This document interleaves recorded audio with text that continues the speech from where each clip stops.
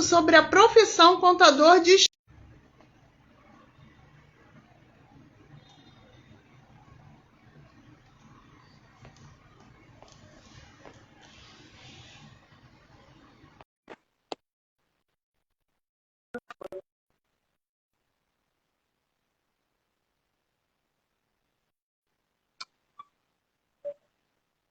Juliane, te mandei o convite. Vê se você está conseguindo acessar.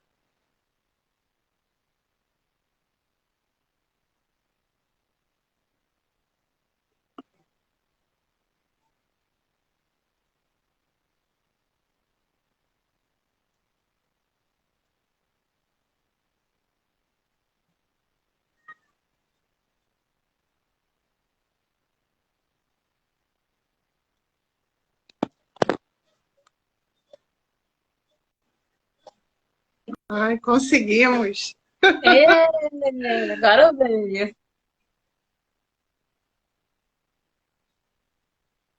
Oi, Juliane. Olá, que bom, conseguimos. 3-0, Consegui, agora 3-1 para nós, né? é verdade. A tecnologia está nos ganhando, né? Muitas vezes a Pois é, gente. mas é isso, é insistir para conseguir, hein? Isso já dá uma história. Exatamente. Olha, é um prazer tê-la aqui fazendo parte da nossa live. Você que está nos É um prazer. assistindo, convida uma pessoa, um amigo que goste de contação de história, que a Juliane ela saca tudo de contação de história. É uma profissional que está há mais de 20 anos no mercado e tem muita experiência para poder compartilhar com a gente. E, inclusive, vai contar uma história para a gente hoje, nessa tarde, em homenagem ao Dia do Trabalho, né? Então, nada como ouvir uma bela história num domingo de tarde e, a partir daí, apreciar, ouvir, imaginar que a história ela nos leva para o lugar da imaginação, para o lugar de relaxar, para o lugar de aprender. Então, a contação de história sempre tem algo a mais para nos ensinar, para passar para a gente. E hoje a Juliane ela vai compartilhar conosco toda essa experiência, toda a beleza dessa profissão, que é ser contadora de história. Então, Juliane, eu Que queria te lindo. convidar a você se apresentar aqui para a gente, para que as pessoas saibam quem é você. Tá bom. Então, tô vendo aqui que já tem alguns amigos aqui de longa data e essas pessoas já me conhecem desde muitos anos. Eu comecei a contar histórias com o grupo Poranduba. Poranduba, da língua Yorubá, significa pessoa que fala, que foi fundado no interior de Minas Gerais, na cidade de Ituiutaba. A, a griot Marlene Freitas, que era minha amiga e passou na minha vida como um lugar muito especial, muito potente, de uma transformação muito grande. Eu já era atriz do Teatro Bianinha, aluna do Conservatório Estadual de Música, e conheci a Marlene Freitas, que já desenvolvia um trabalho de vida. Ela tem esse trabalho já como vida dela. A história da Marlene Freitas se confunde até também com a história da cultura em geral na cidade de Ituiutaba, porque ela é uma grande pesquisadora. E aí eu tenho esse encontro com ela e vou ficando cada vez mais maravilhada e vou me aproximando cada vez mais das histórias. E aos 14 anos eu inicio meu trajeto com ela como contadora de histórias, contando histórias numa cabana de histórias, em cima de um caminhão. E esse projeto era itinerante, ele levava, né, as histórias para diversos lugares periféricos da cidade, onde nós íamos montando essa barraca e contando histórias. E aí, de Ituiutaba, eu me mudei para Belo Horizonte, onde eu conheci algumas pessoas de renomes internacionais até, como Gislaine Matos Avelar, a quem eu tive o prazer também de compartilhar muito aprendizado. E de lá para cá, eu venho só me reencontrando e me desconstruindo e também reconstruindo dentro dessa arte, né? Dentro dessa missão que o mundo, né, exige, que o mundo pede, que é contar histórias. Como bem diz Dalai Lama, o mundo não precisa mais de gente bem-sucedida. Precisamos agora de pessoas curadoras, gente que chegue contando histórias, brincando, trazendo aquilo que nos é de fato verdade, aquilo que é raiz. Então, essa sou eu, uma contadora de histórias, eterna aprendiz de muitos outros e também compartilhadora de alguns pequenos saberes. Uhum. E esse é o papel, né? Porque muitas vezes a contação de história, ela só é mantida na infância. Mas quantas histórias nós gostamos de ouvir, né? De compartilhar com outras pessoas, das nossas vivências, né? Muitas pessoas transformam a sua história de vida em histórias, né? Histórias interessantes e que agregam algum tipo de aprendizado para a gente. E esse aprendizado é tão plural, tão integral, que não se limita à imaginação, não se fica limitado à palavra de contar e de ouvir. Vai muito além quando a pessoa, eu acho que ela tem um coração aberto para escutar, ouvir e internalizar aquilo que ela está ouvindo. Então, eu acho uma profissão que é muito bonita e que deveria ser difundida não só para criança, mas também para adultos, porque todos nós gostamos de ouvir uma bela história. Com certeza. Inclusive, eu tenho aqui um livro que eu chamo esse meu livro de cabeceira. Ele é um livro que é voltado para pessoas adultas, né? Uhum. Não que as crianças não possam ter acesso a esse conteúdo.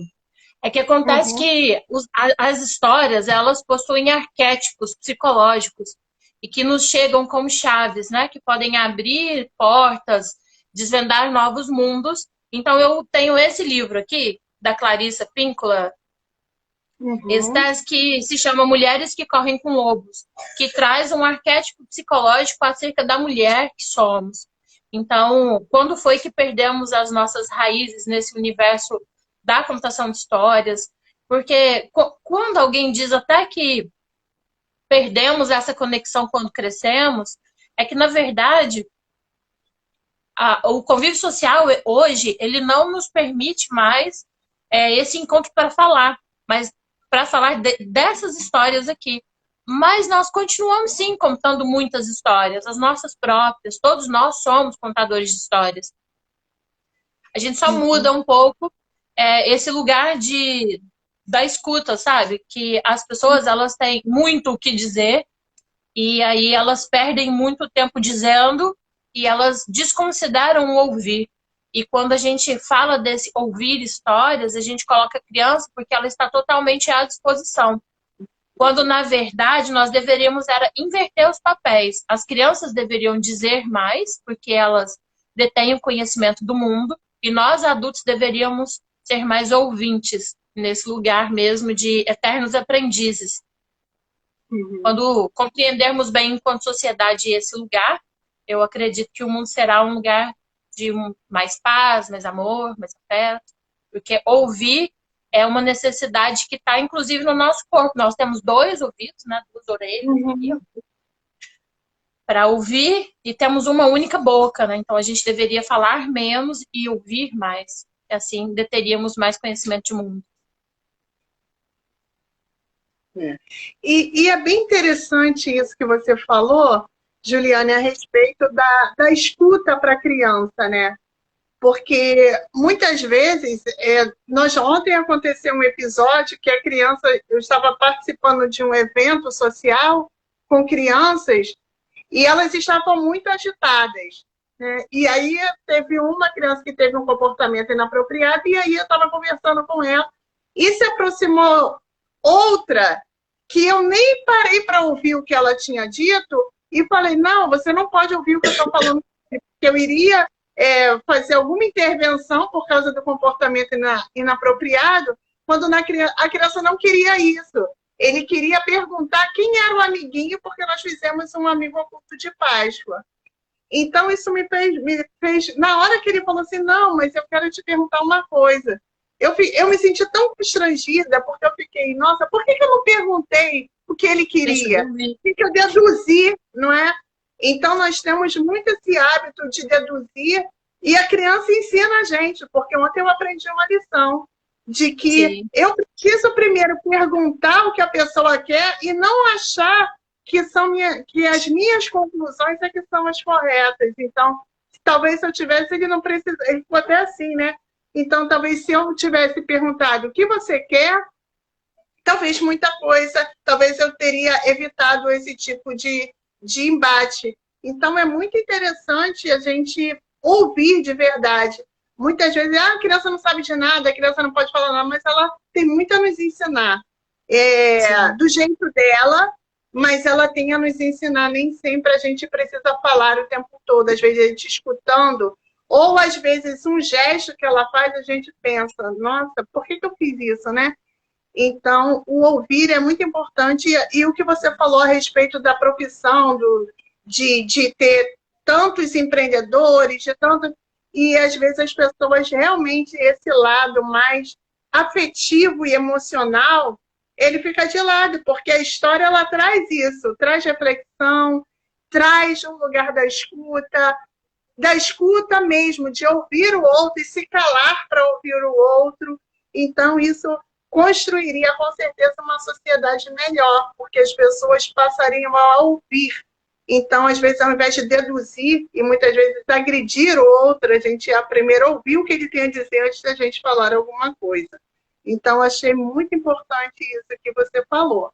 E aproveitando, eu queria dizer, te perguntar como essa profissão ela entrou na sua vida e como você se sente nela, quais são os seus sentimentos em relação, porque hoje é Dia do Trabalhador, e foi uma profissão que você escolheu, né?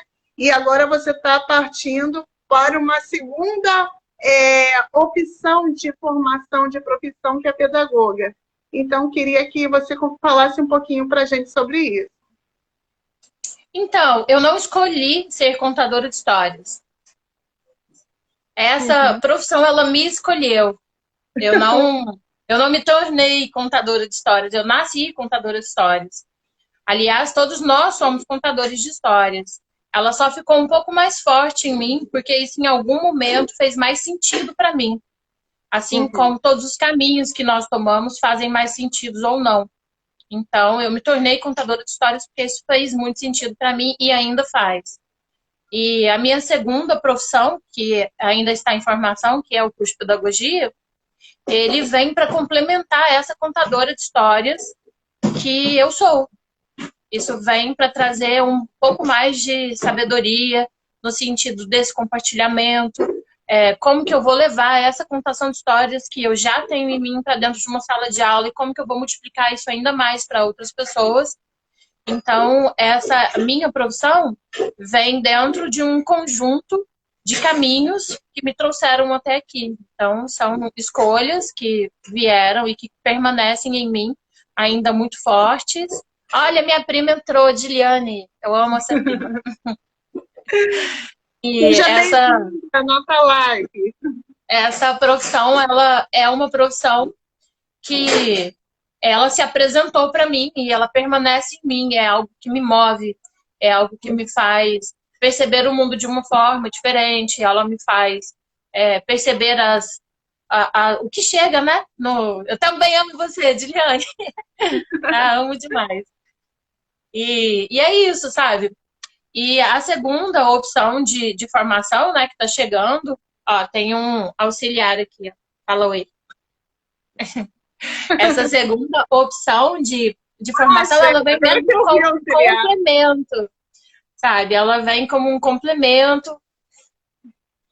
Oi! Fala oi. E ela vem chegando também, agregando ainda mais isso que eu já sou, que eu já tenho, que é ser contadora de histórias. Vem só trazer mais um item, né, para essa pessoa que eu sou e que eu me torno. E eu acredito que, com relação a esse universo capitalista que nós vivemos, sabe? Sim, deveria sim ser mais reconhecida. No entanto, há profissões que, mesmo com todo o reconhecimento que é necessário, ela também chega com um segundo posicionamento, que nem tudo é financeiro. E que sim, ela pode me trazer benefícios que não estão correlacionados diretamente com o dinheiro, porque o dinheiro, ele te traz benesses na vida, mas ele não te traz a essência máxima daquilo que você é. Porque tudo que você tem, que o dinheiro compra, são prazeres. E felicidade está além do prazer, que é aquilo que você não pode comprar. Então, isso eu tenho com a contação de histórias. É aquilo que faz sentido, né? É aquilo que realmente te faz feliz, porque é até uma reflexão em relação ao dia do trabalho, do trabalhador, que tem muitas pessoas, né, que são bem remuneradas em suas profissões, porém elas não são felizes naquilo que fazem. Às vezes queriam ter outro tipo de profissão, mas ou por pressão externa, ou por medo, ou seja lá qual for o motivo, elas escolheram trabalhar com algo que não as fazem feliz.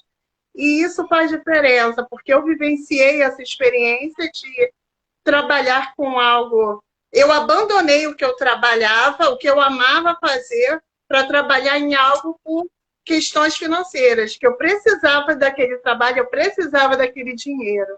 E foi uma sensação péssima, que realmente o dinheiro, ele pagou as minhas contas, mas ele me trouxe uma tristeza ao ponto de eu chegar a ter como se fosse uma síndrome do pânico no meio da rua, e algo que eu nunca tinha tido. Então, a infelicidade profissional, ela é capaz também de mexer com todo o seu sistema emocional ao ponto de lhe causar uma doença que você nunca teve. Então, é muito importante isso que você está falando. Dinheiro, assim, lógico que é super importante. Nós não vivemos esse mundo sem dinheiro. É necessário, mas